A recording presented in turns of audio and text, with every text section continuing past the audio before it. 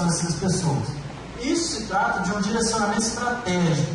A responsabilidade socioambiental passa a ser vista dentro da estratégia da empresa. Não é mais algo no setor isolado, entrega leite aqui, entrega fralda ali e pronto. Não. Em todas as áreas da empresa existe uma estratégia para que ela seja responsável socioambientalmente. Existe a ISO 26000 que regula as diretrizes, as políticas de responsabilidade social de uma empresa, e isso deve ser feito estruturando isso no documento que vai reger, e todos os funcionários têm que passar por treinamentos para que a empresa toda esteja norteada por esse trabalho. É uma cultura criada dentro da empresa de que ela está envolvida na comunidade e tem que se preocupar com o entorno dela, tudo, partindo de dentro para fora. E são feitas alianças intersetoriais, porque a empresa agora, nesse momento mais estratégico de aplicação desse impulso social, ela vai se reunir com entidades sociais, com o governo e vai começar a discutir questões macro. Então, como que ela pode atuar na cidade para promover o desenvolvimento das pessoas?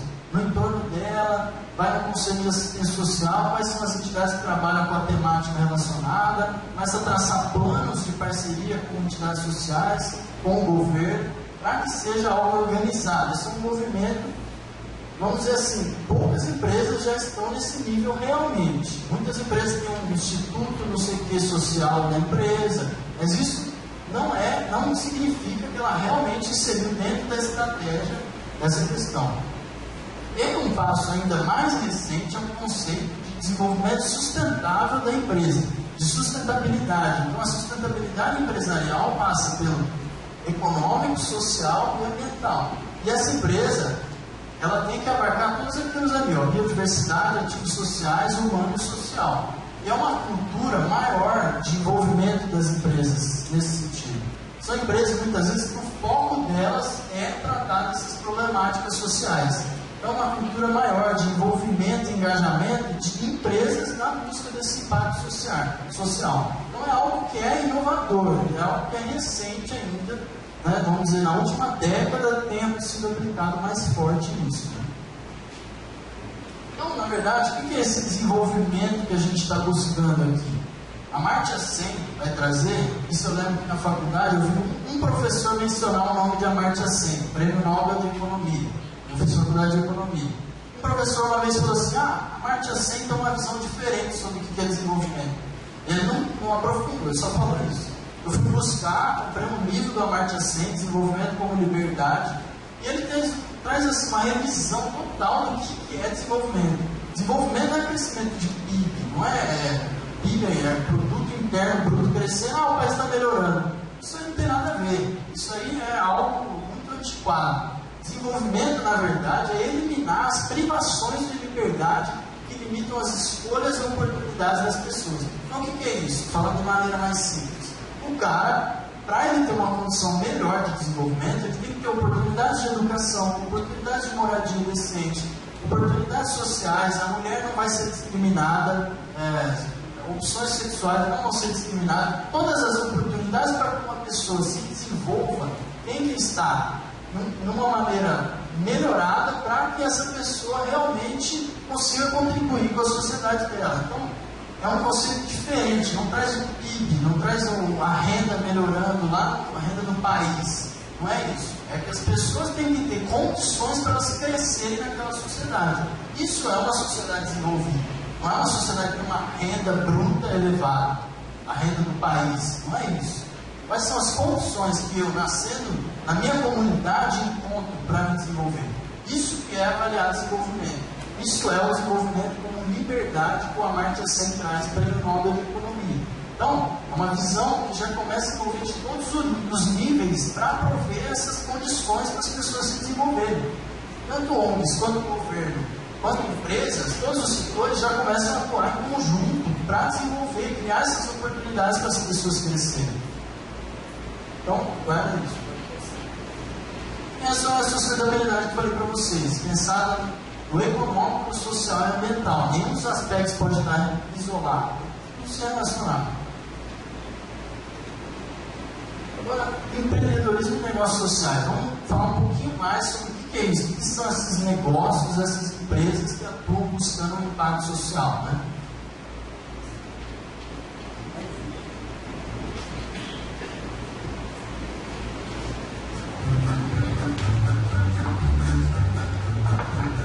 O termo negócios sociais surgiu na década de 1970 com o economista de Bangladesh, ganhador do Prêmio Nobel da Paz, Muhammad Yunus.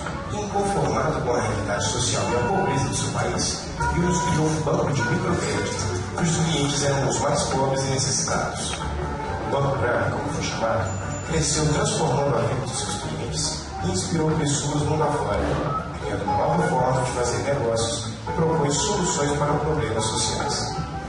A motivação para o desenvolvimento de negócios sociais vem da constatação diária que a pobreza ainda é uma realidade muito presente. A tradicional divisão entre Estado, empresa e sociedade, cada um com seus papéis e responsabilidades, parece não ter resolvido o problema de 3,5 bilhões de pessoas que ainda vivem com menos de $2,5 por dia. Os negócios sociais surgem como proposta de evolução dos modelos existentes. Para superar os desafios sociais, propõem soluções que integram as lógicas de funcionamento dos dois setores. Mas como? Por meio de sua atividade principal, Core Business ensinou um formato de fazer negócios que busca soluções para problemas sociais, como as iniciativas sociais, utilizando mecanismos de mercado e inovação, como nas empresas tradicionais. Assim como Yunus, milhares de outras pessoas inconformadas com a realidade social estão propondo soluções de negócio para o fim da pobreza. Vejamos, por exemplo, um caso brasileiro. Sabemos que a internet é uma ferramenta poderosa de informação e empoderamento dos cidadãos. Em pleno século XXI, com toda a tecnologia já inventada, cerca de 61% dos brasileiros ainda não têm acesso.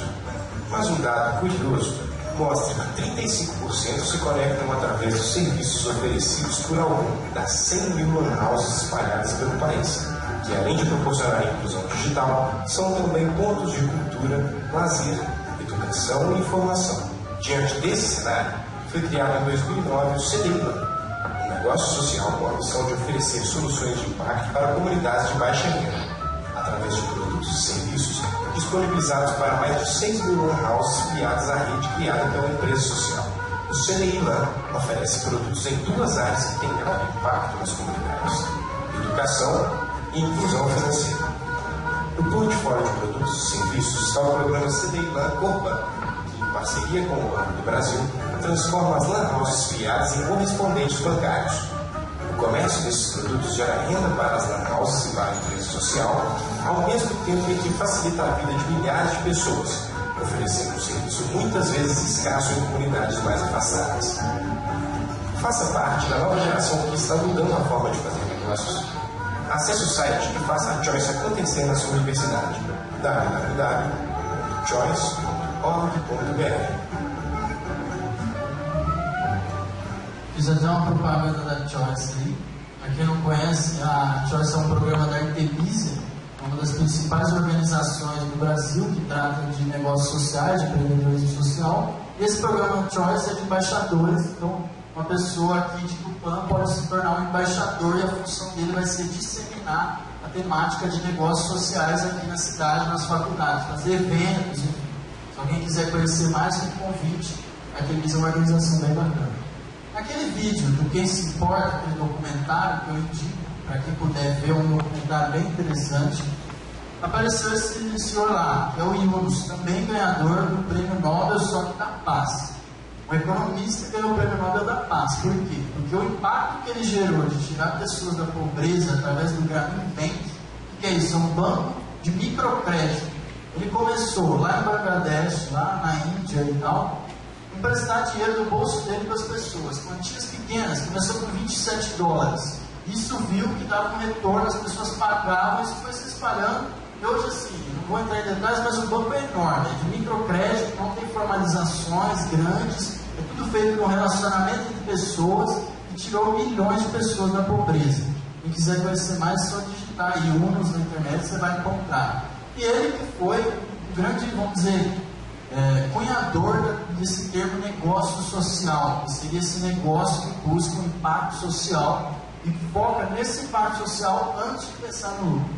Então, tem que ter lucro, porque tem que ser rentável, qualquer negócio tem que ter receitas maiores do que despesas, senão não é sustentável, mas o principal foco é o impacto social. Se tiver que reduzir a margem de lucro para que o impacto social ocorra, eles vão fazer isso.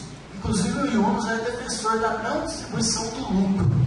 Então o lucro não deveria ser distribuído na visão dele. O empreendedor deveria ter um salário, vamos dizer, uma remuneração, o valor é definido segundo a política da empresa, mas não é um lucro que vai aumentando e essa pessoa vai ficando cada dia mais rica. O objetivo não é esse do negócio social, segundo o Yunus. Existem várias discussões na teoria, não vou entrar nisso, sobre o que é certo, o que é errado, né? Pode passar. Então assim, aí, isso eu estou trazendo para vocês minha trajetória. Comecei lá com as ONGs, com esse trabalho voluntário, fui conheci a fundo a gestão de ONGs, né, em todos os aspectos, e conheci também os negócios sociais. Só que eu sou um cara que gosta de colocar na prática. Então, eu tinha um incômodo, por exemplo, o conhecimento produzido na academia não era repassado. Nas universidades, o conhecimento fica restrito a poucas pessoas. Então, eu criei um site, fui lá e criei um site, pode passar. Criei um site que seria uma rede social de conteúdo, onde os estudantes, as pessoas que estão fazendo pesquisas, iam colocar ali de uma forma que conseguisse abranger a maior parcela da população, teria acesso e não ficaria restrito a uma parcela da população. Essa foi a primeira ideia de negócio social que me veio na cabeça. Fui lá e fiz. Gastei um dinheirinho e fiz. Ah, Daniel, deu certo? Não, deu certo. Deu certo por vários motivos, eu não tinha tempo para fazer isso. Eu fiz na loucura, eu trabalhava em outro lugar, eu trabalhava em 2 lugares e montei isso. Ou seja, eu não tinha nem tempo de dedicação para isso. Fui lá e fiz porque eu queria testar, eu queria ver o negócio funcionar. Fiz, testei, não consegui o retorno que eu esperava, mas aprendizado. Essa que é a questão do empreendedorismo. Você tem que ter aprendizado. Mas eu não fiz um bom planejamento nesse caso. Aí, um pouquinho mais de experiência, juntei com os amigos e falamos, cara, o Enem cada dia aumenta a importância dele. Vocês sabem que hoje o Enem é utilizado na seleção de várias universidades. E o número de inscritos, de um ano para o outro, aumentou aí 1,4 milhões. Só tem aumentado isso. E aí eu falei, bom, tem muitos jovens em escolas públicas que não conseguem concorrer com essas vagas para entrar nas universidades públicas. Vamos fazer um cursinho, vamos dizer, aquele conceito de cursinho social, mas que seja focado no Enem e seja dado nas comunidades por um preço justo, por um preço baixo. Montamos isso aí, isso está rodando, já deu certo. Em Serrana, que é o nosso protótipo, a gente falou, vamos fazer um protótipo em Serrana, que é uma cidade pequena, tem lá seus 20 alunos e está rodando esse cursinho social. Ele se mantém, eu não tenho que colocar dinheiro nenhum, os alunos pagam, não tem lucro também, no sentido assim, distribuindo. Existe uma poupancinha que a gente criou ali, mas é o nosso protótipo e a gente pode expandir isso se a gente se dedicar para isso. Esse é a gente investiu numa franquia de preparação para o Enem, tá? Com material e tudo mais. Não vou entrar em tantos detalhes, que eu dou um pouco sem tempo, a gente pode conversar depois, quem tiver interesse em saber mais sobre as iniciativas. Então aí, conhecendo melhor ONGs, negócios sociais, chegamos num modelo, vamos dizer assim, os extremos do que pode ser negativo nesses números. O que pode ser negativo numa ONG é que ela pode ficar dependendo de recursos externos. Isso não seria bom. Isso não é legal que ela dependa de doações voluntárias de empresas, doações de pessoas, ou recursos do governo. Falta de inovação, melhorias, tecnologia. Ela não tem concorrentes no modelo de ONG. Então ela precisaria constantemente estar melhorando o serviço social que ela presta, porque não tem ninguém que vai concorrer com ela para atender aquelas pessoas. É raro isso. Então ela pode ficar ali prestando um serviço qualquer e ficar parada. Voluntarismo, falta de profissionalismo. A ONG encontra dificuldades para remunerar profissionais, então ela depende de voluntários. Se depender de voluntários, não é legal. Tem que existir profissionais e tem que existir voluntários em áreas diferentes. Então, isso é uma questão importante. Não pode cair num voluntarismo total, né? E os negócios sociais? O que pode ser muito negativo? Uma falta de ligação mais profunda com a causa. Então, o cara fala... Cara, essa questão da exploração de mercado. Tem uma classe D e E que está ascendendo, vamos explorar isso aí, vamos ganhar dinheiro. E aí o cara fica ganhando em cima disso. Isso não é legal. Uma conexão com a causa maior é necessária, muitas vezes as ONGs têm. Então é necessário talvez mesclar essas duas coisas. Por exemplo, vou dar um exemplo para vocês. Tem uma ONG lá em Ribeirão e ela é o quê? Ela cuidadora de idosos, na entidade, uma casa de repouso para idosos normal. Só que ela tem população de baixa renda, esses idosos que não teriam onde ficar porque eles não têm dinheiro para pagar. Como que ela fez para se manter? Além de dinheiro de governo, que era pouco para ela se manter, ela começou a fazer um esquema de explorar pessoas que têm maior renda para isso. Então ela tem uma casa que se chama Casa da Amizade, onde pessoas que têm maior renda pagam, a família paga, os idosos pagam. O que ela faz? Ela faz uma transferência de recursos para aquele nicho que não tem esses recursos para pagar. Então isso é comum em negócios sociais, é uma lógica de negócios sociais que está ocorrendo numa ONG. Nós temos vários desafios e com um caminho a trilhar em negócios sociais. Então, por exemplo, negócios sociais são o quê? São empresas, juridicamente, ou são associações e fundações, como as ONGs são normalmente. Ainda não existe, não é algo separado, é um negócio social. Não. Então existem ONGs, existem empresas que fazem essa lógica de negócios sociais. Então, deveria existir uma norma de forma jurídica? Essa discussão ocorre muitas vezes. Deve ter isenção de impostos, porque ela busca um impacto social e o lucro, às vezes, não vai ser distribuído, ou vai ter uma política bem restrita de distribuição do lucro. Então, são várias discussões que não ocorrem. E o lucro como motivação? O Yunus defende que o lucro não deveria ser a motivação de negócios sociais. Então, o cara, o empreendedor, ele tem que pensar numa remuneração justa para ele, é claro, mas que ele não tem que ficar pensando em ganhar mais lucros, e sim gerar mais impacto social. Porque senão ele vai ter um conflito entre atingir o impacto social e atingir mais lucro. São várias discussões, é uma área recente, são várias problemáticas e desafios a lidar nessa área ainda, mas que vem crescendo bastante nos últimos 10 anos. Pode passar. Então, por exemplo, outro desafio, financiamento. Não há linhas específicas para negócios sociais. Cooperativas às vezes têm, né? ONGs têm alguns financiamentos de governo, negócios sociais às vezes não têm, mas existem oportunidades, existem esses capital semente que a gente chama, esses anjos do Brasil, capital semente. Então eles plantam o capital para um negócio social, uma empresa que tem um impacto social que desenvolve. A Vox Capital é a principal a agência, vamos dizer, um fundo de investimento em negócios sociais. E tem algumas organizações internacionais que têm investido em negócios sociais também. E alguns aspectos fundamentais existem quando a gente trata de negócios sociais.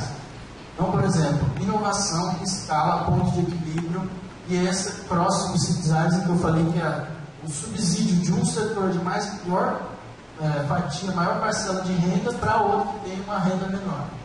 Então são vários aspectos fundamentais. Então, pode passar. Por exemplo, inovação. Como fazer um aparelho pequenininho que caiba aí na mão de uma pessoa para ela purificar uma água qualquer de um rio sujo e fazer isso para potável, então ela já pega e já bebe. Como fazer isso? Inovação. Você tem que usar muita tecnologia, isso existe de verdade. Então, o negócio social ele tem que ter muita inovação, porque ele tem que resolver uma problemática social e ele tem que ser rentável para a empresa. Mas, ao mesmo tempo, ela não pode cobrar um preço absurdo. Você entende esse dilema do negócio social? Ela não pode explorar, cobrar um preço lá em cima. É uma linha muito tênue entre o impacto social e a sustentabilidade da organização, né?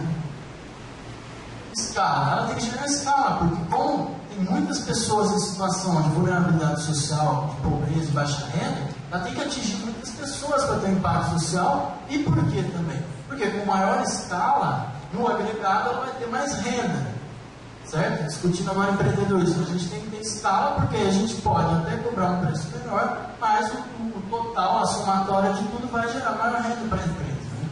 Então, essa é uma rede de distribuição de água. Não tinha água potável lá em Bangladesh. O Yunus montou um negócio que distribuísse água para todas as pessoas. E o valor é mínimo para as pessoas se inserirem nessa rede, é muito baixo mesmo. Mas como ele abrange muitas pessoas, ele consegue se manter, ser rentável, vamos dizer assim, no sentido de que ele se paga receitas e despesas.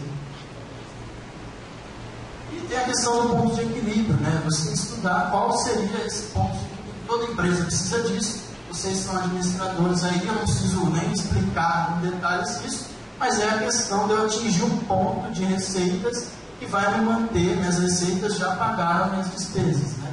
Então, no nosso caso lá que eu falei, bem simples, bem simplifiquei, bem para trazer, pode passar. a gente atingiu que o nosso ponto de equilíbrio, sem pagar, nem eu, nem nenhum dos 3 amigos que entraram comigo nesse negócio, só mantendo receita e despesa, seria 12 alunos. Se a gente tivesse 12 alunos, a gente pagava esse negócio. Olha que baratinho. Mas a gente não estaria ganhando nada. Agora vamos colocar, se a gente tivesse um coordenador de marketing, um coordenador pedagógico, além dos professores, a gente teria um ponto de equilíbrio de 48 alunos. Então, ou seja, eu teria que expandir, gerar escala nesse negócio para que ele fosse sustentável e ainda me pagasse. O CrossFit Design, como eu falei, é um setor de uma classe mais, com maior faixa de renda, mantendo um setor atendido com vulnerabilidade social. O Yunus tem uma escola técnica que funciona exatamente assim lá na Índia, em Bangladesh. Pessoas com uma faixa maior de renda pagam um curso universitário, cuja renda é transferida, em muitos casos, para atender essa escola técnica, que são pessoas de baixa renda que não pagam. Isso é um exemplo comum no Brasil. Olha como a gente vê negócios sociais, mas a gente não pensa nessa lógica.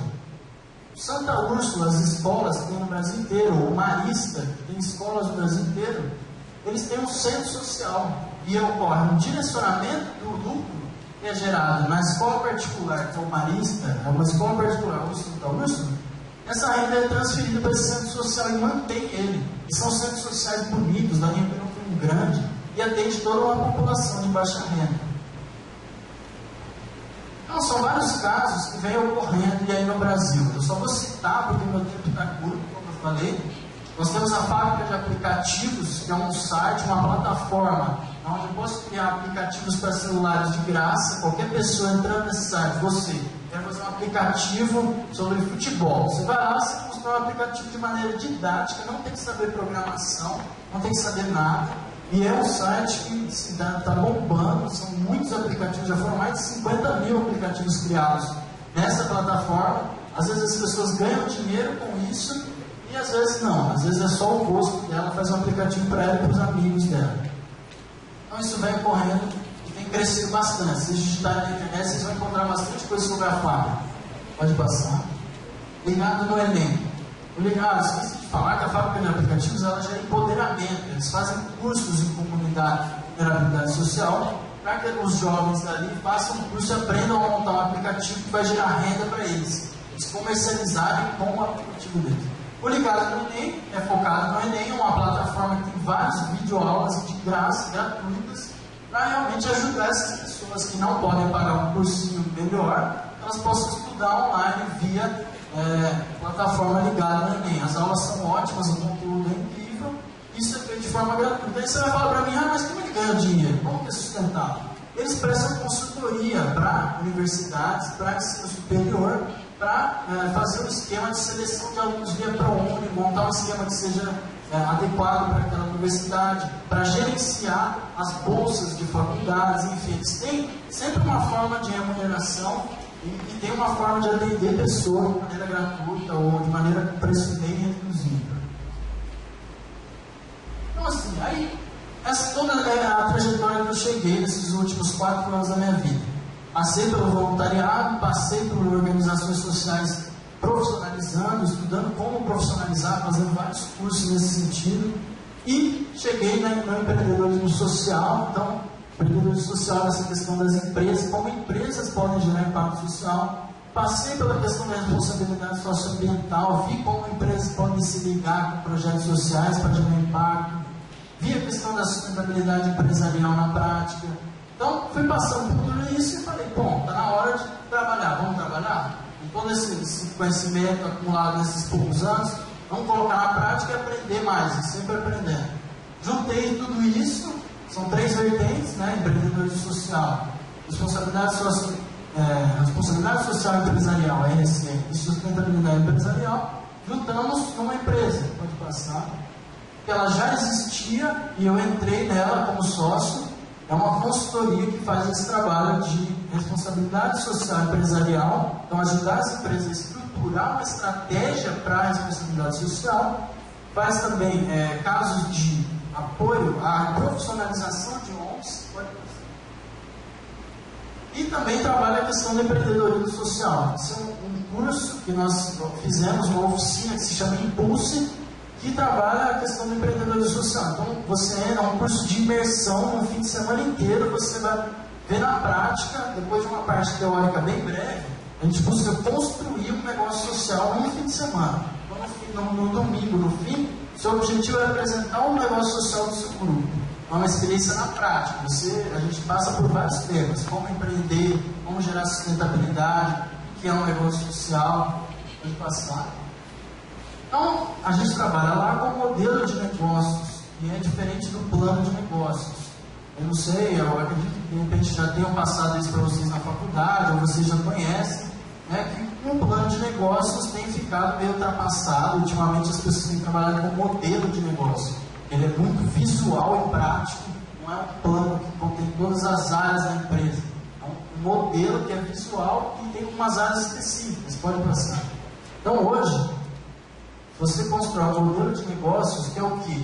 Quem são meus segmentos de clientes lá na ponta? Qual é a minha proposta de valor para entregar para esse segmento de clientes?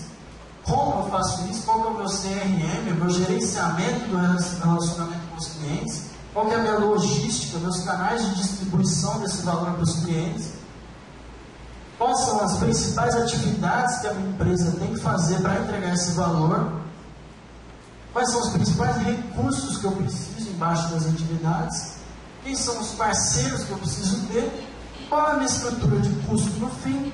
E quais são as minhas fontes de receita? Então a gente monta um desenho realmente do que precisa, um modelo de negócio, diferente do plano, que é uma coisa de 40 páginas enorme, ninguém lê, mas sim algo visual e prático, você descobre na prática, no passado.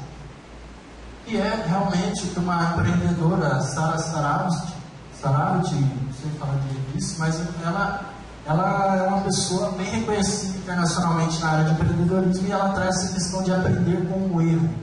Ou seja, resumindo, nesse modelo você prefere perdas suportáveis ao invés de retornos esperados, alianças estratégicas e não análise competitiva, exploração de possibilidades no lugar de exploração do conhecimento pré-existente, e um futuro imprevisível ao invés de tentar montar expectativas de um futuro incerto.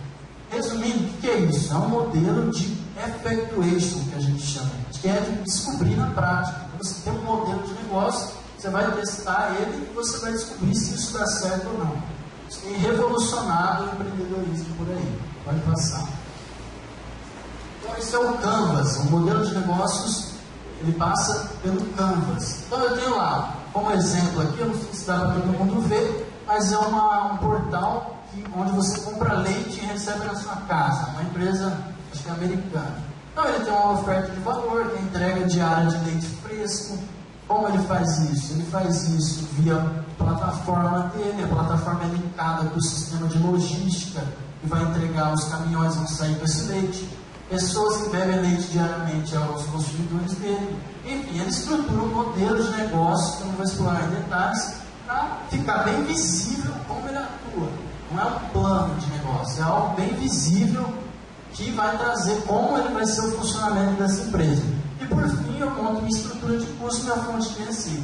Mas falando assim, parece que é algo bem assim, irracional, mas não é. Cada um desses post-it aqui, ele tem que ter uma hipótese justificada. Então, como se justifica a sua hipótese do modelo de negócio? Então, pessoas que bebem leite diariamente são meu segmento de cliente. Mas por que elas vão querer comprar num site? Por que elas não vão no supermercado ali perto comprar? Por quê? Então você tem que justificar. Então o cara vai lá e faz uma pesquisa, ele fez uma pesquisa com 1000 pessoas nos bairros que ele quer atender, e essas pessoas falaram que comprariam um leite que chegasse direto na casa dela, não tivesse que buscar no supermercado. Então todas essas hipóteses têm que ser justificadas. Essa é a ideia do modelo de negócio, mas é para ser bem visual e prático mesmo. Isso tudo a gente trata nessa oficina que eu falei que é o Impulso, uma oficina de empreendedorismo social. E a gente trabalha com design thinking, que é um método de desenvolver negócios como se fosse um design mesmo, que se encaixa as pessoas. Então eu tenho uma etapa de discovery, que é uma etapa de fazer uma pesquisa a campo, faço uma pesquisa, ver o que as pessoas precisam. aí eu volto, faço um brainstorming com as pessoas envolvidas, a gente começa a colar post-it naquele plano de negócio, começa a ver o que vai ter o nosso modelo de negócio, e a gente desenha um protótipo desse modelo de negócio. No nosso caso, a gente teve lá naquele curso que eu falei voltado para o Enem, a gente fez o protótipo nosso lá em Serrano. Se isso der muito certo, a gente vai levar por toda a região ali, das cidades pequenas. Então você faz o protótipo, você vê na prática se funciona.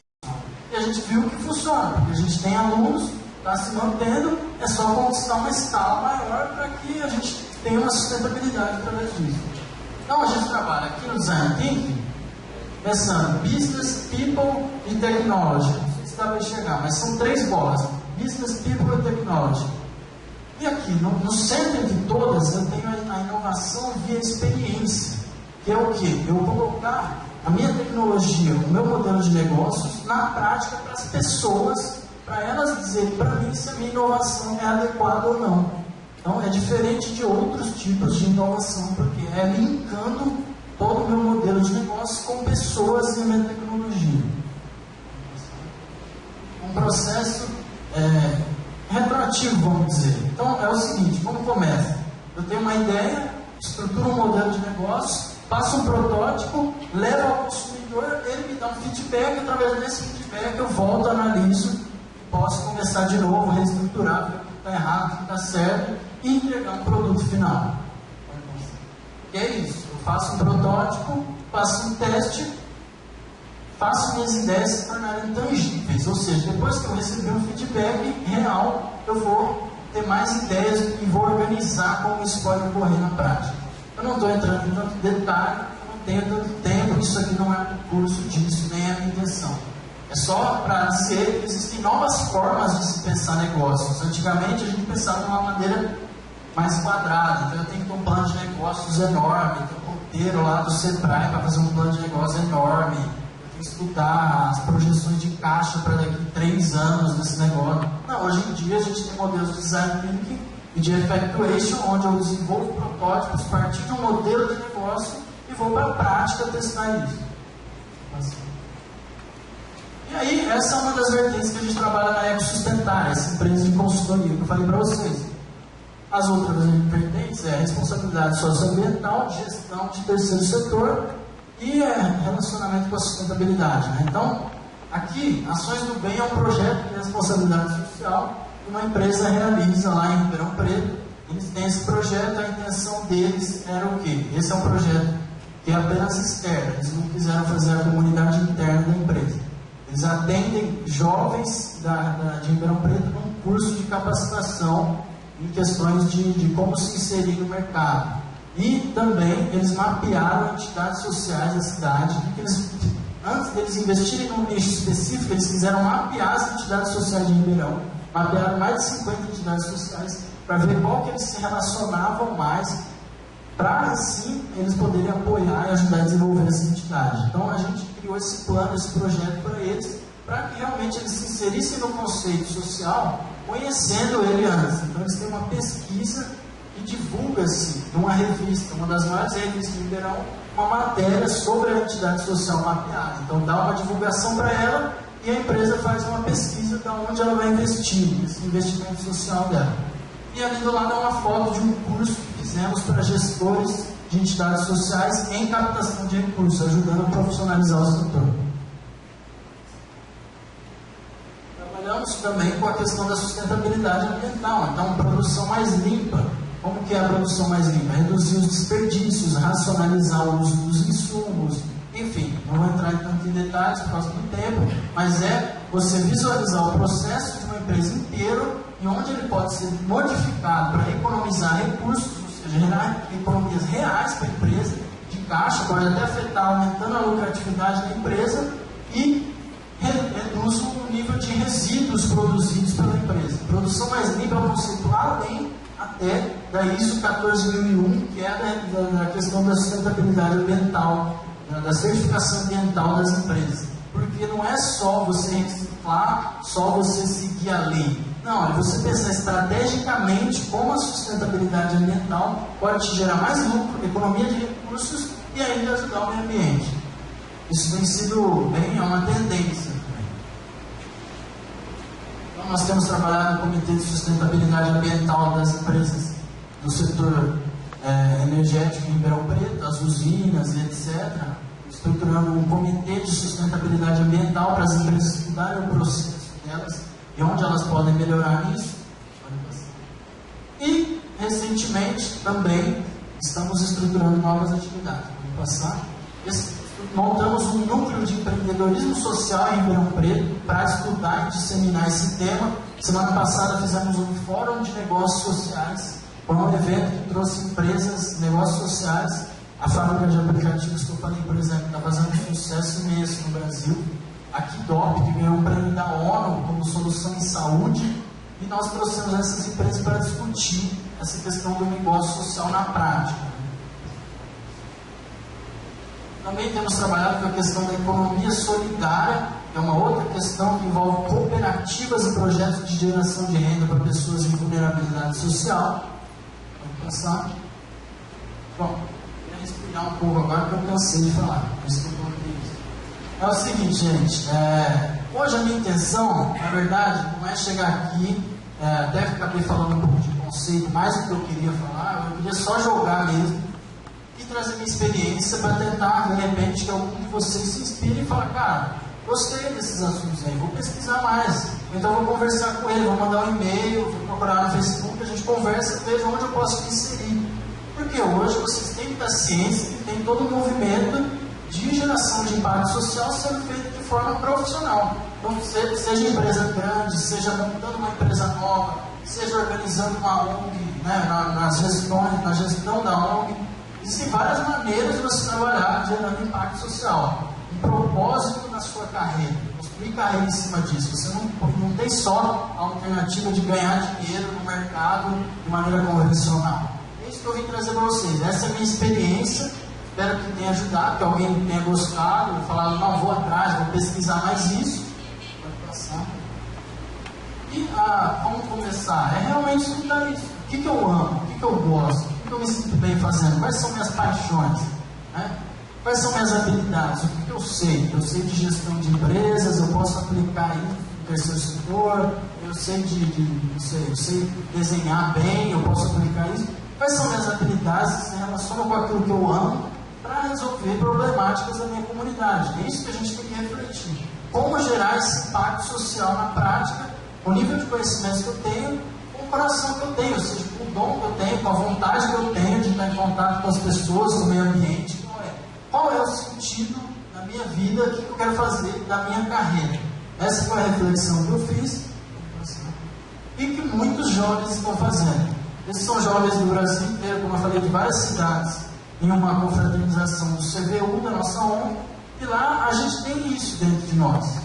Assim como muitos jovens, a nossa geração é assim, ela quer gerar impacto social na prática, ela quer saber como viver fazendo atuação significativa nas comunidades, como gerar esse impacto social. Então, eu acredito que muitos de vocês aqui querem isso, gerar esse impacto na sociedade. Existem essas maneiras para isso. Esses jovens aqui que já estão gerando impacto social, ainda que voluntários, eles estão querendo desenvolver carreira, fazendo esse significado, esse retorno à comunidade.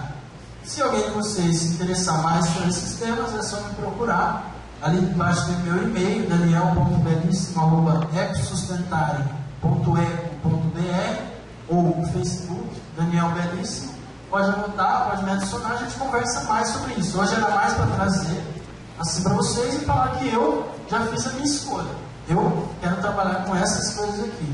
Espero que vocês, a partir de todas essas palestras do momento, façam a sua escolha, se conheçam melhor e façam a sua escolha, seja no mercado privado, seja no público, terceiro setor, empresa de parte social, que vocês sigam o seu coração e não sigam a boiada, né?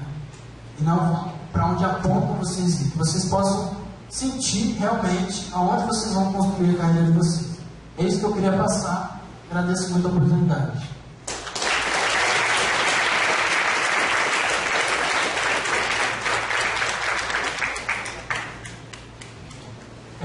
Só vamos abrir para pergunta agora, ainda queria aproveitar. E depois a gente finaliza com o Coffee Break e a próxima palestra. Então, alguém tem alguma pergunta aí para colocar?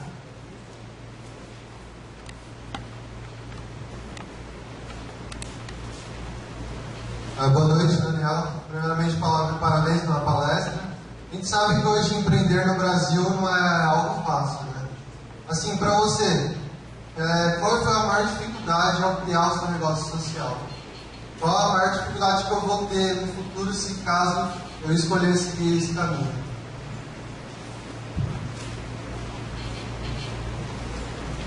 Olha, para mim até hoje tem sido, sendo sincero com você, tem sido realmente difícil, como é para todo empreendedor. Não é fácil, nós temos um contexto que para principalmente negócios sociais, essas temáticas, ainda não se investe muito, não se vê muito como um nicho a ser investido, né? Então, como eu falei, tem poucos fundos de financiamento voltados para negócios sociais, mas empreender é isso, cara, é você acreditar numa coisa no seu coração e falar, isso vai dar certo, vou fazer dar certo. E aí você começa a encontrar formas. Então, assim, a empresa da minha família, lá em Ribeirão, sempre trabalhei nela desde moleque. Só que eu fui reduzindo gradativamente o número de horas que eu trabalhava lá. Eu não larguei tudo e já falei, vou abrir aqui minha empresa. Não, eu comecei dedicando 2 horas para essa ONG, 4 horas para empreendedorismo social depois, 4 horas na empresa da minha família, que era que trazia o meu sustento, onde eu podia trabalhar e ter um sustento. E eu fui reduzindo gradativamente. Eu tive a sorte de que minha empresa e minha família me tinha esse sustento e eu fui reduzindo gradativamente o número de horas que eu trabalho lá.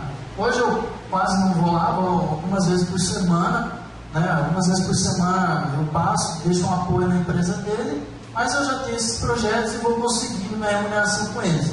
Ainda não atingi o ideal para me manter, mas cara, é um período de investimento. Para você ter um retorno no investimento na sua empresa, demora um bom tempo, você tem que estar ciente disso. Se você não tem investidores que colocam capital na sua empresa mesmo, você tem que ralar 24 horas, vamos colocar assim, muito tempo, e você tem que ir conseguindo ampliar isso, mais clientes, conseguir investidores. Então a gente foi conseguindo isso, fazendo prospecção de clientes, e é um trabalho árduo. Eu acho que a questão do financiamento é complicada, principalmente para jovens como nós assim.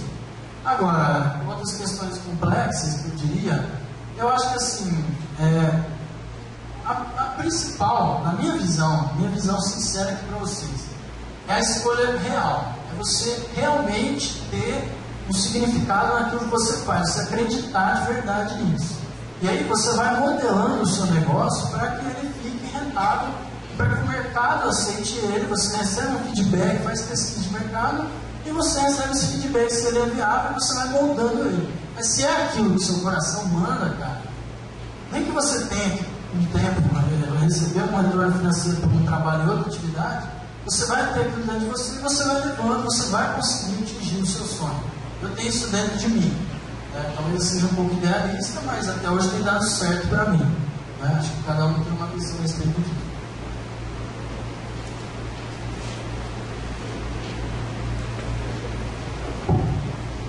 Uma coisa interessante que você colocou é a necessidade do trabalho voluntário enquanto trabalhar com negócios sociais. Quais seriam os principais desafios agora, pensando na sua figura enquanto líder, para lidar com voluntariado? Quais seriam os instrumentos de controle também para conduzir as tarefas em direção a uma visão comum, que todos deem o mesmo nível de comprometimento nas ações para atingir uma visão comum, uma ideia comum? Bom, a gente tem encontrado desafios no trabalho voluntário. Já há 3 anos a gente estuda e aplica isso, tem essa experiência na prática.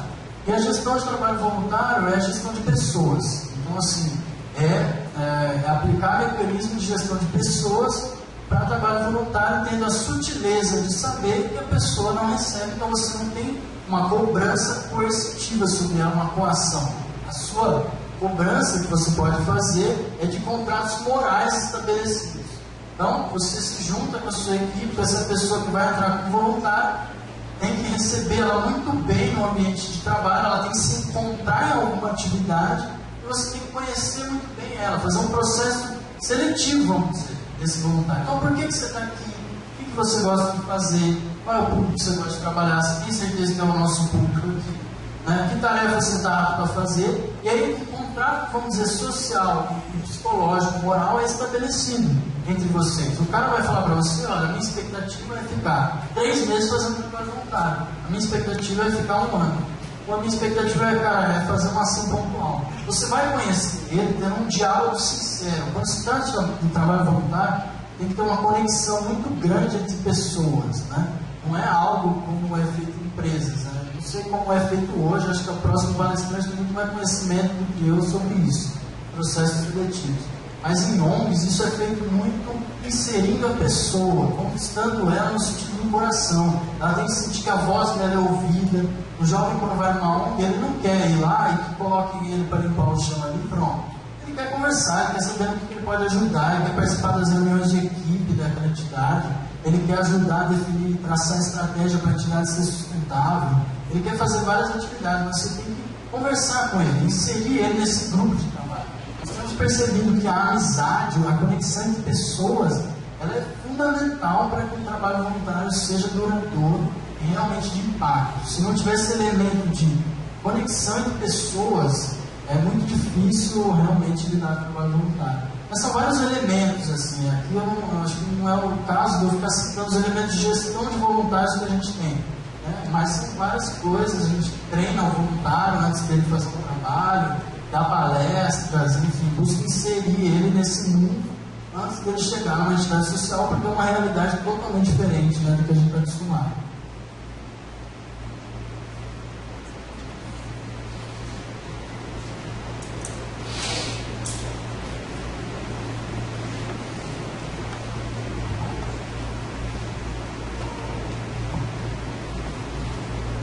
Boa noite. Em relação à responsabilidade social, que é um tema muito interessante de ser comentado. Eu faço parte da empresa júnior aqui da Unesp e eu queria saber se tinha alguma dica para a gente desenvolver alguma coisa relacionada a projetos sociais ou alguma dica, sei lá, para a gente já estar executando alguma coisa agora na faculdade.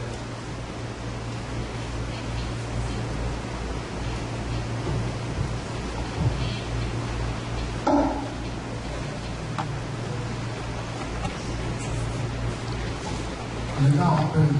Então, a gente trabalha com consultoria em responsabilidade social. Tem alguns serviços que podem ser prestados dentro disso, que talvez vocês poderiam explorar.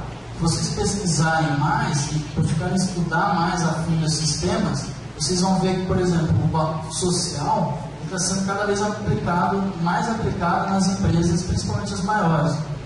As empresas aqui da região talvez não saibam ainda como desenvolver esse balanço social. Se vocês tiverem um professor, alguém que oriente vocês mesmos estudem como desenvolver esse balanço social. Tem vários modelos, modelo GRI, que é mais voltado à sustentabilidade, modelo dos indicadores éticos.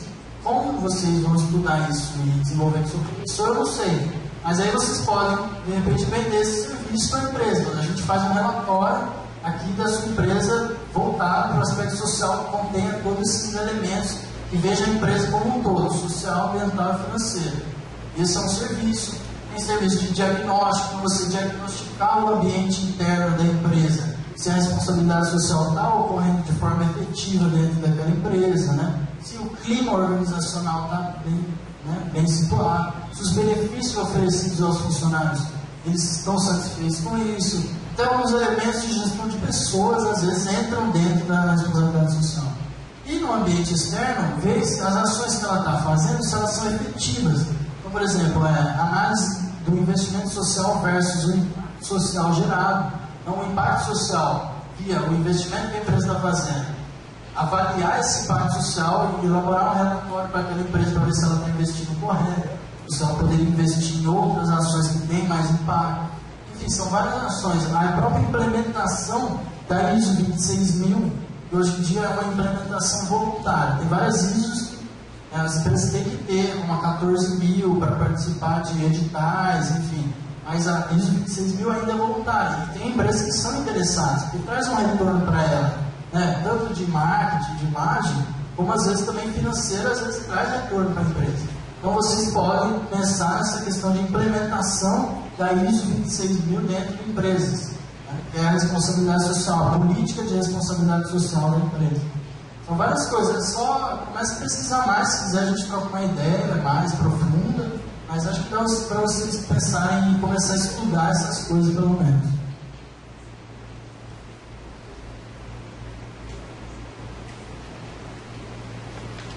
Então, queria agradecer a presença do Daniel Belíssimo na nossa apresentação aqui e convidar a Cíntia para entregar a homenagem do Grupo PET.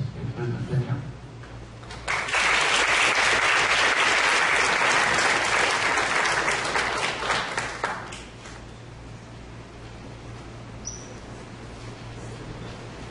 Então agora a gente vai para o coffee break e a gente retorna às 21h05 com a palestra do Carlos Ferreira falando um pouquinho de processo seletivo no setor privado.